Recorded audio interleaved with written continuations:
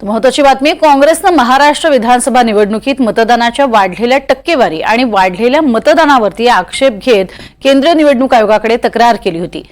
यावरती आता आयोगाने उत्तर दिलेलं आहे। कुठलीही मतदारांची संख्या वाढलेली नाहीये। जुलै ते नोव्हेंबर या कालावधीमध्ये 50 विधानसभा क्षेत्रात सरासरी 50,000 मतदारांची वाढ झाली आहे। त्यामध्ये 50 पैकी 47 जागा महायुतीने जिंकल्या आहेत।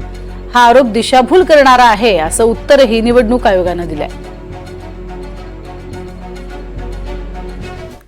निवडणूक आयोगाने जे सत्य आहे ते सगळ्यांच्या समोर आणले।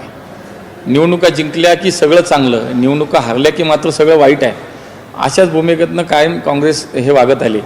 मला असं वाटतं की ज्यावेळेला लोकसभेत त्यांना चांगलं यश मिळालं त्यावेळेस मात्र ईव्हीएमचा विषय कुठं आला नाही, मतदार नोंदणीचा विषय कुठं आला नाही, मतदान टक्केवारीचा विषय कुठे आला नाही। पण जशी विधानसभेची निवडणूक ते हारले, दुसऱ्या दिवसापासून त्यांची सवय आहे ती रडायला सुरुवात झाली आणि ईव्हीएमवरती दोष द्यायला लागले।